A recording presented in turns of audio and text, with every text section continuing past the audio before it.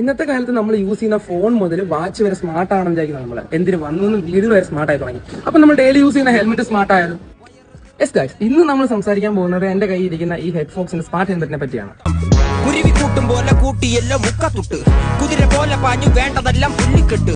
ഈ ഒരു പ്രൈസ് റേഞ്ചിൽ പല പ്രീമിയം ഹെൽമെറ്റ്സ് നമ്മുടെ മാർക്കറ്റ് അവൈലബിൾ ആണ്. ബട്ട് ഈ ഒരു സ്പെസിഫിക് ഹെൽമെറ്റിൽ കിട്ടുന്ന പല ഫീച്ചേഴ്സും നമുക്ക് ആ ഹെൽമെറ്റ്സ് മിസ്സിംഗ് ആയിരിക്കും. അൺബോക്സ് ചെയ്തപ്പോൾ ഹെൽമെറ്റ് മാത്രമല്ലാതെ ഹെൽമെറ്റിനോട് യൂസ് ചെയ്യാനുള്ള ഒരു പ്രീമിയം ക്വാളിറ്റി ബാലക്കാവയും അത് കൂടാതെ ഹെൽമെറ്റ് ചാർജ് ചെയ്യാനുള്ള ചാർജർ കിറ്റ്, അതിന്റെ യൂസർ മാനുവൽ എന്ന് പറഞ്ഞുകൊണ്ട് നമുക്ക് എന്തൊക്കെ ഹെൽമെറ്റിന് ആവശ്യമുണ്ടോ എല്ലാവരും പ്രൊവൈഡ് ചെയ്തിട്ടുണ്ടായിരുന്നു. അത് കൂടാതെ കുറെ കോംപ്ലിമെന്ററി സ്റ്റിക്കേഴ്സും കീ ചെയിൻസും നമുക്ക് അവൈലബിൾ ആണ്.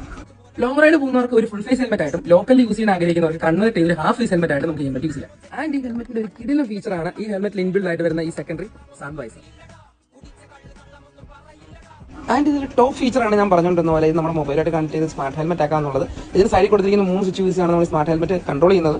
ആൻഡ് ബാക്കിയുള്ള ഇന്റർകോംസ് കണക്ട് ചെയ്യാൻ ബുദ്ധിമുട്ടുന്ന പോലെ വലിയ